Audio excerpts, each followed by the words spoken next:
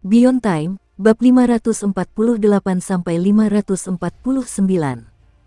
Untuk melihat video selengkapnya, sahabat bisa kunjungi playlist yang telah Sabta Novel sediakan.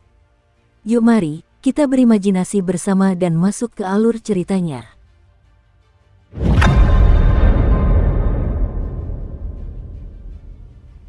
Bulan bersinar terang di atas tempat pohon 10 usus pernah berdiri. Langit gelap di sekitarnya membentuk kontras yang sangat jelas. Tetapi ada juga awan, dan saat awan-awan itu merayap di depan bulan, kontras yang jelas itu menjadi kabur. Akibatnya, jamuan makan di istana perlahan-lahan tertutupi oleh aliran kegelapan.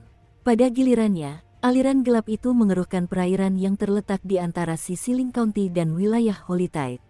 Su Qing dan Kong Xianglong sebenarnya berhak mengatakan hal-hal yang baru saja diucapkan Zhang Qifan.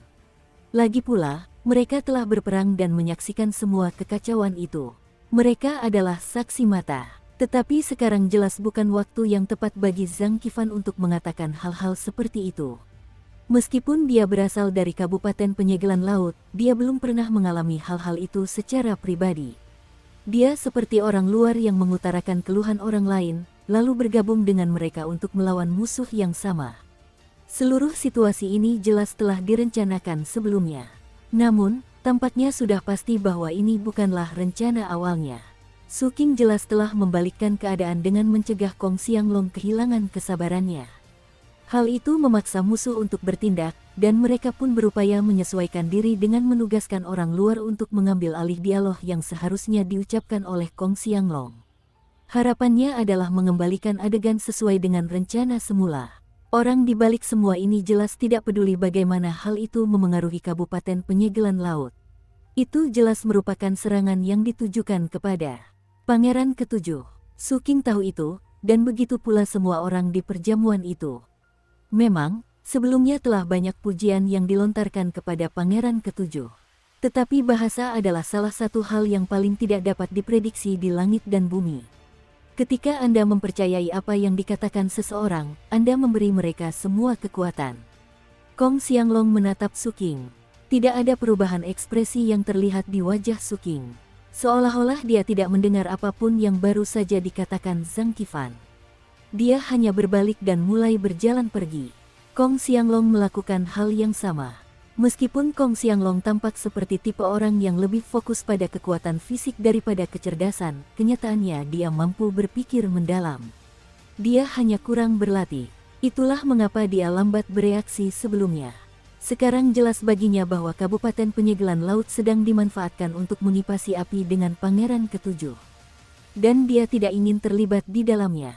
Yang dibutuhkan Kabupaten Penyegelan Laut saat ini adalah stabilitas. Itulah hal terpenting yang perlu dipertimbangkan. Selain itu, bermain-main dengan klan kekaisaran bisa dengan cepat berubah menjadi mematikan. Meskipun hal itu juga bisa berujung pada pengubahan senjata perang menjadi hadiah giok dan sutra, mereka yang terjebak di tengah jarang memiliki nasib baik pada akhirnya. Anda bisa menjadi aset penting di satu saat, dan kemudian dibuang di saat berikutnya. Semua orang di perjamuan terkejut melihat mereka berdua mengabaikan apa yang sedang terjadi, bahkan sampai pergi. Mata Meng Yunbei berbinar, dan dia tersenyum. Putri Anhai tidak menunjukkan reaksi apapun. Pangeran Ketujuh menyesap minumannya, ekspresi wajahnya sama seperti sebelumnya. Sementara itu, kilatan yang hampir tak terlihat melintas di mata Zhang Qifan. Dengan wajah yang dipenuhi amarah, dia mengibaskan lengan bajunya dan berbalik untuk pergi. Namun kemudian, Luo Jinsong yang belak-belakan dan lugas menyipitkan matanya. Wajahnya memerah, dan urat-urat biru menonjol, membuatnya tampak sangat tidak beradab. Ia segera berdiri dan melepaskan fluktuasi Nas Chen Sol yang eksplosif, yang menjadi seperti badai di sekitarnya. Sosok bayangan muncul di belakangnya, mengenakan baju zirah perang dan memancarkan aura jahat. Terdapat 12 desain totem pada baju zirah tersebut, dan yang mengejutkan, masing-masing menyerupai wajah Luo Jinsong. Lebih menakjubkan lagi, fluktuasi yang berasal dari setiap wajah mengandung takdir surgawi. Jelas, mereka semua telah melewati cobaan takdir surgawi. Ia melangkah maju, yang mendorongnya dengan kecepatan kilat menuju Zhang Qifan. Sungguh kurang ajar, bentaknya sambil mengulurkan kedua tangannya. Sementara itu, Zhang Qifan berbalik. Dengan aura membunuh yang membara, ia mengeluarkan pedang panjang berwarna merah darah dari udara menggunakan tangan kanannya, sementara secara bersamaan menggunakan tangan kirinya untuk melakukan gerakan mantra dan menyentuh dahinya. Energi iblis memancar keluar dari tubuhnya. Dua sayap seperti kulit muncul di punggungnya, dan seluruh tubuhnya tampak layu hingga menyerupai mayat. Dengan cemberut ganas, ia mengangkat pedang darahnya dan bersiap untuk berduel dengan Luo Jinsong. Bersamaan dengan itu, 3 peserta jamuan makan lainnya menjadi bayangan buram saat mereka melesat ke arah Zhang Qifan. Ini adalah situasi 4 lawan 1. Tidak perlu berspekulasi apa yang akan terjadi. Dalam sekejap mata, darah menyembur keluar dari mulut Zhang Qifan. Pedang darahnya meledak, dan dia terhuyung mundur ke arah Su Qing dan Kong Xianglong. Kong Xianglong mengerutkan kening. Su Qing tampak sangat tenang. Mengabaikan apa yang sedang terjadi, mereka terus berjalan. Su Qing dapat merasakan bahwa seluruh kejadian ini hanyalah sandiwara, dan sandiwara itu tidak terlalu bagus. Namun kemudian, Luo Jinsong tertawa dingin dan berkata, Kong Liangxiu mungkin tampak seperti telah melakukan jasa penting, tetapi mengingat bagaimana semuanya berakhir, dia jelas menjadi serakah dan bertindak terlalu cepat. Jika saja dia tetap tenang dan bertahan selama waktu yang dibutuhkan sebatang dupa untuk terbakar, dia pasti masih hidup ketika Yang Mulia Pangeran Ketujuh tiba dengan pasukan bantuan. Kau tidak bisa menyalahkan orang lain atas kematiannya. Su Qing berhenti berjalan, dan kilatan dingin muncul di matanya. Di sebelahnya, Kong Xianglong sudah mendidih karena marah. Berbalik, dia menatap Luo Jinsong dengan tajam. Diam, geramnya. Dia tidak bisa menahannya lagi. Penghinaan itu sudah keterlaluan. Mengambil pedang komandonya, dia melangkah maju. Namun kemudian tangan Su Qing mencengkeram bahu Kong Xianglong. Kong Xianglong berada di tingkat Sudo Naschen Sol, dan hanya beberapa bulan lagi menuju terobosan. Karena itu, dia tidak berada dalam posisi untuk melawan Luo Jinsong, yang merupakan kultivator Naschen Sol sejati. Su Qing melangkah melewati Kong Xianglong, bergerak dengan kecepatan luar biasa untuk muncul tepat di depan Luo Jinsong. Matanya sedingin es. Nama dan kehormatan Tuan Istana Kong tidak dapat dilanggar. Itulah batasan Su Qing. Tuan Istana Kong juga merupakan titik lemah bagi Kabupaten Penyegelan Laut secara umum. Siapapun yang menyentuh titik lemah itu harus membayar harganya. Tidak peduli apakah orang itu keturunan bangsawan surgawi. Hati Su Qing dipenuhi dengan niat membunuh. Dia tidak akan menunggu sampai nanti untuk membunuh orang ini secara diam-diam. Dalam beberapa kasus, membunuh seseorang secara diam-diam adalah hal terbaik yang harus dilakukan. Tetapi dalam situasi lain, membunuh mereka secara terang-terangan adalah cara terbaik untuk mengirim pesan. Tentu saja, Su Qing tahu bahwa membunuh Luo Jinsong di sini tidak akan mudah. Akan ada orang yang cenderung ikut campur. Karena itu, dia perlu mengakhiri semuanya dengan cepat dan efisien. Sambil mengepalkan tangan kanannya, dia melayangkan pukulan ke dada Luo Jinsong. Tatapan Luo Jinsong menajam. Kecepatan dan aura Su Qing sama-sama menakutkan. Namun Luo Jinsong tidak menunjukkan sedikit pun rasa takut. Sambil menyeringai ganas, dia melepaskan seluruh kekuatan energi dan darahnya, menyebabkan kabut darah menyembur dari tubuhnya dan membentuk proyeksi ilusi. Aura jahatnya semakin intens, otot-ototnya membesar, dan seluruh tubuhnya dipenuhi urat biru yang tampak ganas. Dia memiliki kemampuan bawaan yang memberinya peningkatan besar pada tubuh fisiknya. Saat energi dan darahnya mengamuk, ukurannya bertambah besar, dengan cepat mencapai ketinggian 6 meter. Lengannya lebih tebal daripada tubuh Su Qing saat dia mengulurkan tangan untuk meraih tinju Su Qing yang datang. Sementara itu, tangan lainnya mengayun seolah-olah ingin meraih tubuh Su Qing. Namun kemudian seluruh tubuh Su Qing menjadi semi-transparan. Dia tidak melakukan apapun untuk menghentikan tangan Luo Jinsong mendekatinya. Lalu tangan-tangan itu mencengkeram, sesuatu yang tidak ada. Saat menggunakan kemampuan Gruglumnya, Su Qing dapat membuat seluruh tubuhnya menjadi semi-transparan, yang memungkinkan benda-benda melewatinya begitu saja. Dalam kondisi tersebut, kecepatannya sama sekali tidak berkurang. Wajah Luo Jinsong berubah muram saat menyadari dia telah melakukan kesalahan, dan sudah terlambat untuk mundur. Namun, dia masih berhasil bereaksi. Dengan mata menyala penuh amarah, dia meraung ke arah Su Qing yang datang. Sementara itu, cahaya merah menyembur dari klon darahnya saat melangkah mendekati Su Qing. Cahaya itu menjadi seperti lautan darah yang menekan Su King dengan tekanan yang sangat besar.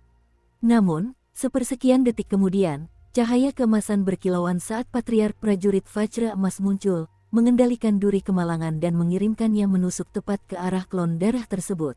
Duri kemalangan memotong seperti pisau panas menembus mentega, menembus lautan darah dan mengiris klon tersebut. Karena celah itu, Su King dalam wujud Bruglumnya mampu berakselerasi dengan cepat dan kemudian menembus Luo Jinsong. Ketika dia keluar dari sisi lain, dia membawa jiwa yang baru lahir di tangannya. Itu adalah salah satu jiwa yang baru lahir dari Luo Jinsong. Su King mengepalkan tangannya, dan jiwa yang baru lahir itu menjerit sebelum runtuh. Takdir surgawi di dalamnya menyapu ke tangan Su King dan memasuki tubuhnya, menjadi nutrisi. Apa yang tersisa dari jiwa yang baru lahir di tangannya berwarna hitam pekat. Jiwa itu terus hancur hingga berubah menjadi bentuk bayangan yang berdenyut dengan aura dingin dan keji saat melayang di belakang Su King. Itu adalah klon Heaven Fin pertamanya. Luo Jinsong gemetar hebat dari ujung kepala hingga ujung kaki. Matanya berbinar-binar karena terkejut, ia tiba-tiba batuk mengeluarkan seteguk besar darah dan terhuyung ke depan. Pada saat yang sama, kulitnya mulai menghitam, dengan banyak bintik yang mulai terlihat membusuk. Dia sepertinya ingin mengatakan sesuatu, tetapi sebelum dia sempat bicara, Su King melangkah maju dalam wujud ilusinya, lalu muncul di hadapan Luo Jinsong. Entah bagaimana, dia memegang belati di tangannya, dan dia menusukkannya tepat ke leher Luo Jinsong. Kepala itu terlempar ke udara. Benda itu mendarat di tanah dengan bunyi gedebuk, lalu berguling dan berhenti di depan Pangeran Ketujuh dan Putri Anhai. Matanya terbelalak lebar dan penuh ketidakpercayaan, seolah-olah, bahkan di saat-saat sebelum kematian, dia tidak percaya apa yang sedang terjadi. Dukung terus channel YouTube Sabta Novel. Jelas, tidak ada perbedaan besar antara tingkat kultivasi Luo Jinsong dan Su King. Terlebih lagi, Luo Jinsong memiliki berkah tubuh jasmani. Jadi bagaimana mungkin dia bisa kehilangan kepalanya begitu cepat? Lalu racun itu menyerang kepalanya, mengubahnya menjadi lumpur hitam. Tubuhnya pun ikut meleleh. Namun, Su King tidak ragu sedikit pun. Tanpa berhenti sejenak, dia menusukkan belati ke arah tubuh Luo Jinsong yang telah diracuni dan dipenggal kepalanya. Saat belati itu menyentuh tubuh tanpa kepala, dada mayat itu terbelah, dan api merah menyembur dari dalam. Api itu berdenyut dengan aura yang membius, yang menunjukkan dengan jelas bahwa itu bukan sesuatu dari dunia fana, dan menyebabkan gelombang panas menyebar ke arah Su King. Pada saat yang sama, seseorang berukuran biasa keluar dari dada Luo Jinsong, memegang teko kosmik yang berwarna hitam pekat dan dilapisi garis-garis emas. Api keluar dari dalam teko itu. Terletak di antara wilayah Holy Tide dan wilayah Deep Blue adalah tempat di mana pohon 10 isi perut pernah berdiri. Saat ini, armada Sisiling County sedang terbang menjauh dari area Ten Entrails Tree kembali ke rumah melalui Deep Blue Region. Sejumlah besar kapal terbang raksasa meraung di langit. Dekrit kekaisaran tidak memuat ketentuan apapun yang secara langsung menguntungkan Kabupaten Penyegel Laut. Namun, pengawasan dan keseimbangan yang diterapkan pada Pangeran Ketujuh dan kedatangan Putri Anhai mengubah Kabupaten Penyegel Laut dari tempat yang relatif tidak penting menjadi sesuatu yang justru sebaliknya. Pangeran dan putri itu tampaknya sedang memainkan semacam permainan dengan tujuan merekrut penduduk Kabupaten Penyegel Laut untuk berpihak kepada mereka dalam pertikaian mereka satu sama lain. Meskipun hal itu mungkin tampak dramatis bagi manusia biasa, bagi orang-orang dengan kedudukan seperti mereka di klan kekaisaran, upaya perekrutan semacam itu hanya memiliki bobot yang terbatas. Mengenai alasan Pangeran Ketujuh menyerahkan 4 prefektur tambahan, jelas ada lebih banyak hal yang terjadi daripada yang terlihat di permukaan. Tidak mungkin pangeran atau putri akan membiarkan wilayah penyegelan laut menjadi terlalu penting. Tetapi selama wilayah tersebut tidak melakukan sesuatu yang bodoh, maka mereka akan memiliki banyak waktu untuk menetap dan pulih. Dan itulah yang dibutuhkan oleh Sisiling County. Su King menghela napas lega. Saat ini ia sedang duduk bersila di kabin pribadi di kapal perang besar itu. Ia baru saja menyelesaikan sesi kultivasi, dan saat ia menghembuskan napas, energi itu berputar-putar di depannya. Itu seperti asap yang mengandung panas luar biasa tinggi, yang menaikkan suhu kabin pribadi hingga seperti oven. Su King memandang asap itu, merasakan panasnya, dan matanya berbinar-binar. Aku tak pernah menyangka akan mendapatkan balasan seperti ini di Ten Entrails Tree. Jantungnya berdebar kencang. Sumber kegembiraannya adalah api dari teko kosmik. Setelah beberapa hari mempelajarinya, dia telah memastikan bahwa api itu tidak berbahaya baginya. Tetapi yang lebih penting adalah api itu dapat melelehkan lampu kehidupan. Ketika dia menyerap api itu ke dalam dirinya, kristal ungu akan secara otomatis menyerapnya. Dan kemudian, hal yang paling fantastis akan terjadi. Cahaya ungu yang kemudian menyinari lautan kesadaran Su King akan menyebabkan lampu-lampu kehidupan di sana mulai larut. Proses itu tidak melibatkan penghancuran lampu. Sebaliknya, proses itu mengubah bentuknya. Sepanjang latihan kultivasinya hingga saat ini, dia belum pernah melihat hal seperti ini terjadi. Pemahamannya selalu bahwa lampu kehidupan benar-benar tidak dapat dihancurkan. Itulah yang ditunjukkan oleh semua informasi yang pernah dia baca tentang lampu kehidupan. Cahaya dari balik langit, gumamnya. Dia tidak bisa sepenuhnya yakin dengan penilaian itu. Informasi tentang Kaisar Agung zaman kuno yang memperoleh cahaya dari luar angkasa, hanya menyebutkan bahwa ia menggunakan cahaya itu untuk melelehkan lampu kehidupan dan kemudian menjadikannya sepenuhnya miliknya sendiri. Bagaimanapun, Su King belum pernah menghadapi situasi seperti ini. Fokus penelitiannya selama ini adalah memeriksa apakah lampu kehidupan benar-benar akan hancur ketika dilarutkan. Mereka tidak akan melakukannya. Dia mengulurkan tangannya, dan di ujung jarinya terdapat kristal merah.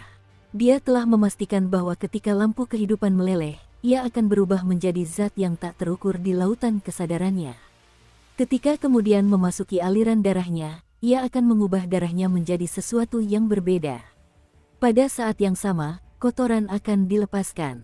Seolah-olah kristal merah itu mengandung darah yang terlarut yang tidak dapat diserap oleh aliran darahnya sendiri. Su King tidak yakin untuk apa kristal merah itu bisa digunakan. Tetapi dia bisa merasakan bahwa kristal itu mengandung aura lampu kehidupan. Kristal itu berkilauan dengan cahaya terang dan panas yang intens. Su King menyimpan kristal merah itu, dan matanya berbinar penuh antisipasi. Dengan cukup banyak api seperti ini, aku bisa mengeluarkan lebih banyak cahaya dari kristal unguku, melelehkan semua lampu kehidupanku, dan menyerapnya ke dalam aliran darahku. Dan ketika itu terjadi, aku mungkin bisa, dengan kemauanku sendiri, menciptakan lampu kehidupan pribadi. Secara teoritis, hal itu tampak mungkin. Namun, itu berbeda dari apa yang dilakukan oleh Kaisar Agung di masa lalu, yaitu memasukkan darah ke dalam lampu kehidupan untuk menjadikannya miliknya sendiri. Su King melakukan kebalikannya. Dia melelehkan lampu kehidupan, dan memasukkannya ke dalam darahnya untuk menjadikannya miliknya sendiri. Meskipun secara teori tampaknya mungkin, saya harus melakukan lebih banyak percobaan. Dan saya juga membutuhkan lebih banyak semangat itu. Dia menatap teko kosmik itu. Tidak ada api yang tak terbatas di dalamnya. Setelah eksperimennya, kurang dari setengahnya yang tersisa. Dia juga telah bertanya-tanya ke sana kemari, dan akhirnya mendapatkan beberapa informasi dari Tuan Istana Li Yunsan sendiri. Itulah api surgawi yang dapat ditemukan di perbatasan antara wilayah Moonlight dan wilayah Mount Salt. Wilayah Mount Salt adalah enklave administratif dari bangsa Firemun Darheaven. Letaknya di bagian selatan wilayah mereka, dan memiliki nilai strategis yang sangat besar. Terdapat laut kontinental di sepanjang perbatasan antara kedua wilayah tersebut, yang terbentuk bukan dari air, melainkan dari api. Api itu sangat dahsyat, dan semakin dalam Anda masuk ke laut, semakin mengerikan dan merusak dampaknya. Namun, lautan api itu bukanlah alami. Itu berasal dari surga. Di tengah lautan api surga terdapat celah di langit, dari mana mengalir aliran api yang tak berujung. Itu seperti air terjun yang mengalir ke laut di bawahnya. Api surga itu unik karena, jika meninggalkan area tersebut, api itu secara bertahap berubah menjadi api biasa, kecuali jika Anda memiliki benda khusus yang dapat melestarikannya. Jelas, teko kosmik ini adalah benda semacam itu. Tetapi ia tidak dapat melestarikan api terlalu lama. Su King lebih familiar dengan bagian selatan dari wilayah kuno yang dihormati. Namun, dia pernah melihat peta di masa lalu. Di sebelah barat laut wilayah penyegelan laut terdapat wilayah biru tua. Tepat di utara wilayah itu terdapat wilayah pasang suci. Di sebelah barat wilayah pasang suci terdapat sungai pengorbanan Yin. Di seberang sungai itu terdapat wilayah batu bulan yang misterius. Di bagian timur laut wilayah itu terdapat perbatasan regional yang menghubungkan ke langit gelap bulan api. Wilayah batu bulan, gumam Suking, matanya berbinar. Dia membuka pintu kabin pribadinya, dan angin dingin mengusir panas dari dalam. Tidak lama lagi mereka akan sampai di Kabupaten Penyegelan Laut, dan kemudian ibu kota kabupaten. Setelah melangkah keluar ke struktur atas kapal perang besar itu, dia mendapati Kong Xianglong duduk di sana memandang langit dan bumi. Dia melirik Suking. Apakah berhasil? Suking menyeringai dan mengangguk. Dia duduk di sebelah Kong Xianglong dan memandang ke arah wilayah batu bulan. Dengan mata berbinar, dia mengeluarkan gulungan giok transmisinya dan mengirim pesan kepada kapten. Kakak sulung, bagaimana perkembangan pencarian informasimu? Aku punya beberapa kabar dari pihakku. Tidak butuh waktu lama sebelum slip giok itu bergetar. Ketika kapten berbicara, suaranya terdengar sangat rileks dan sangat senang. Aku sudah kembali beberapa hari yang lalu. Aku sudah menunggumu kembali dari mengunjungi putra kita. Bagus. Saya akan kembali ke ibu kota kabupaten sekitar 4 jam lagi. Mereka tidak membahas detail apapun melalui pesan suara. Namun dada Suking terasa sesak karena antisipasi. Kong Xianglong menatapnya dengan bingung. Suking, apakah kau dan kakak sulungmu yang sangat mencurigakan itu akan melakukan pekerjaan besar lagi? Suking menepuk bahu Kong Xianglong. Mau bergabung dengan kami? Kong Xianglong menarik napas tajam, melihat sekeliling dengan curiga, lalu menggelengkan kepalanya. Aku khawatir kakak sulungmu akan mengkhianatiku. Tidakkah kau perhatikan bagaimana Ning Yan memandang kakak sulungmu akhir-akhir ini? Dia tampak sangat ketakutan. Bagi Suking, hal itu sangat masuk akal. Namun, ia merasa Ning Yan tidak akan bisa lolos dari misi ini. Ia terlalu berguna sebagai alat. Armada tersebut melakukan beberapa teleportasi lagi, dan sekitar 4 jam kemudian, tiba di ibu kota kabupaten. Begitu ia turun dari kapal perang besar itu, ia menerima pesan dari kapten yang mendesaknya untuk bertemu. Karena itu, Suking mengirim pesan kepada guru ketujuh untuk memberitahunya bahwa ia telah kembali, lalu bergegas, bukan ke istana pendekar pedang, tetapi ke restoran tertentu tempat kapten mengatakan untuk bertemu. Setelah memasuki tempat itu, ia melihat Li Sitao keluar dari ruang pribadi kapten. Wanita itu tersenyum padanya dan, tanpa mengucapkan sepatah kata pun, pergi. Suking berkedip beberapa kali lalu masuk ke ruangan. Meja itu penuh dengan makanan dan minuman beralkohol. Kapten duduk di ujung meja sambil mengunyah buah persik. Menatap Suking, dia dengan bangga berkata, "Ai, King kecil. Akhirnya aku mengerti betapa frustrasinya hidupmu. Orang-orang, kan, ketika kau terlalu menonjol, para gadis terlalu agresif. Benar-benar menyebalkan." Dia mengangkat tangan dan mengusap pipinya dengan lengan bajunya. Pipinya tampak bersih, tetapi dia sepertinya mencoba memberitahu Suking bahwa sebelumnya ada bekas ciuman di sana. "Maksudku, ini hanya makan siang, kan? Kenapa aku harus datang untuk menemanimu?" Sang kapten menghela napas. Ekspresi aneh terlihat di wajah Suking saat ia menatap makanan di atas meja. Setiap hidangan mengandung bahan-bahan spiritual, dan semuanya jelas sangat mahal. Ada 2 set peralatan makan, satu di antaranya masih utuh, sementara yang lain penuh dengan makanan. Jelas, seseorang telah memberi makan orang lain dengan berlebihan. Mengenai siapa yang memberi makan, itu tidak penting bagi Suking. Selama kapten senang, itu saja yang penting. Ia dengan cepat memasang ekspresi iri di wajahnya. Kapten tampak sangat senang dengan ekspresi itu. Setelah menggigit buah persiknya beberapa kali lagi, dia menyeret Suking ke sudut ruangan, lalu melambaikan tangannya untuk memasang mantra perlindungan. Dengan wajah muram, dia berkata, King kecil, apakah kamu siap untuk tugas yang benar-benar besar?"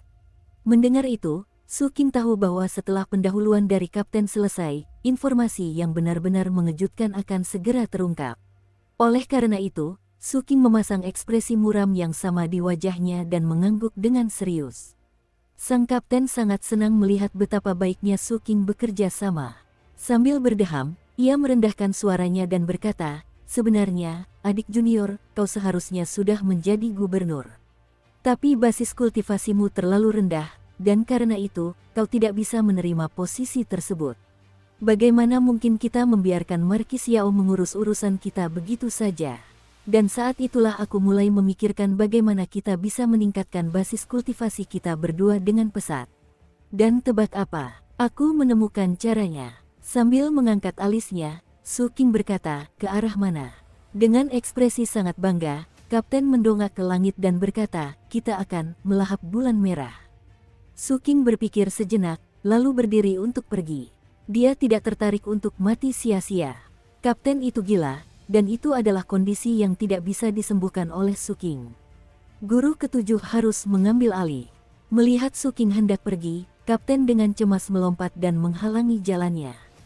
"Hei, tunggu dan dengarkan aku." Su King menatap Kapten tanpa ekspresi. Pergi ke wilayah Moonlight terdengar menarik, tetapi dia tidak ingin menjadi santapan Ibu Merah. Lagi pula, Ibu Merah adalah dewa tinggi yang kembarannya saja telah melahap dewa yang tertidur di alam terlarang oleh para abadi. Su King berpikir dia pasti gila jika menyerahkan dirinya kepada Ibu Merah. Coba pikirkan, adikku, bulan merah sedang tidur. Waktunya seperti anugerah dari surga. Jika kita berhasil melahapnya, atau bahkan hanya melahap sedikit, kita bisa langsung mencapai harta karun roh. Bahkan, aku yakin hanya beberapa gigitan saja bisa membawa kita sampai ke pengembalian kekosongan.